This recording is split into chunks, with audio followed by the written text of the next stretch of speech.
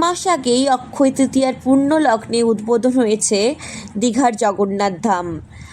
আর আগামী ২৭শে জুন রয়েছে জগন্নাথ মহাপ্রভুর রথযাত্রা উৎসব। এই রথযাত্রা উৎসবকে কেন্দ্র করে দীঘায় পৌঁছে গিয়েছেন মুখ্যমন্ত্রী মমতা ব্যানার্জি। কিন্তু দীঘা যাওয়ার পথে কাঁথিতে মানুষের ভিড় দেখে কনভয় থামিয়ে নেমে পড়েন মুখ্যমন্ত্রী মমতা বন্দ্যোপাধ্যায়।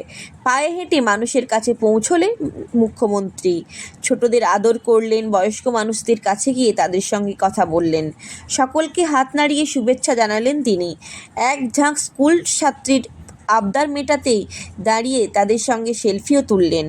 এক প্রকার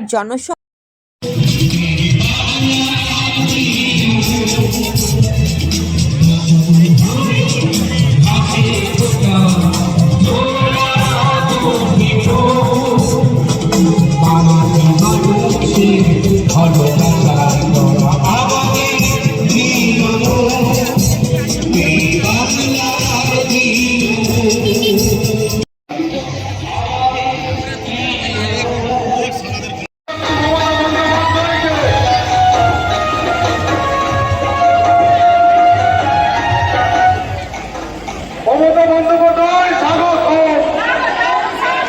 মমতা বন্দ্যোপাধ্যায় স্বাগত,